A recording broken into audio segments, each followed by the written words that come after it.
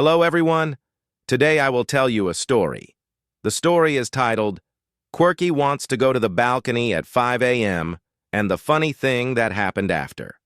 Please like and subscribe to my channel if you appreciate me. You can skip this if you don't like this video. Thank you very much.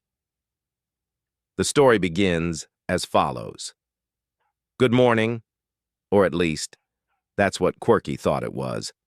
At exactly 5 a.m., when the sky was still half asleep and my alarm clock was minding its own business, I felt a tiny paw press gently against my cheek, then another, then a very dramatic sigh right next to my ear. That was Quirky. Quirky has many talents. He can hear the sound of a snack wrapper from 3 rooms away. He can tell the difference between my I'm going to work shoes and my I'm just going downstairs slippers. And apparently, he can also read invisible clocks, because he knew it was time to go to the balcony. He sat up straight on the bed, tail wagging slowly, eyes shining like he'd just discovered the meaning of life. Balcony. Now, his face seemed to say. I tried pretending to be asleep. Bad idea. Quirky leaned closer and softly sneezed. Right on my face. Mission failed.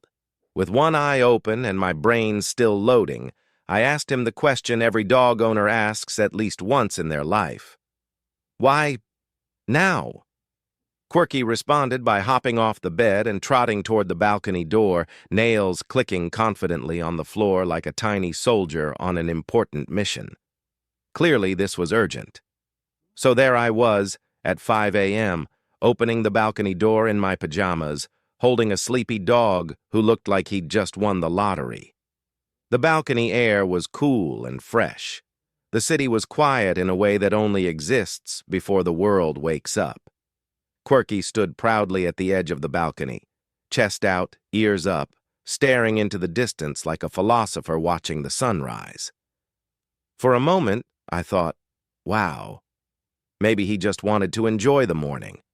I even felt a little emotional. Maybe Quirky was teaching me something about slowing down, appreciating small moments, and greeting the day with curiosity. Then it happened. A pigeon landed on the opposite balcony.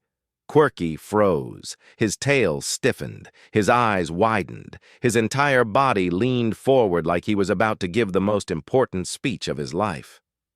I held my breath, and then, woof! Not loud, not aggressive, just a surprised, slightly confused woof that sounded more like a question than a warning. The pigeon, completely unimpressed, tilted its head and stared back. Quirky barked again. The pigeon didn't move. Instead, it took one small step closer. Quirky jumped backward in shock, slipped slightly on the tile floor, and landed dramatically on his bottom. For half a second, he just sat there, blinking, as if trying to understand how things had gone so wrong. I laughed. Quietly at first, then uncontrollably. Quirky looked at me with the most offended expression I've ever seen, like, "Excuse me? I woke you up for this? And you're laughing?" The pigeon eventually flew away. Quirky recovered his dignity, stood up, and pretended the whole thing never happened. He sniffed the air, stretched, and casually walked back inside like a dog who had totally planned everything. Back inside, Quirky curled up next to me on the couch while I made coffee. The sun was finally rising properly now, filling the room with soft light. Quirky rested his head on my leg, completely satisfied with his early morning adventure. Looking at him, I realized something important.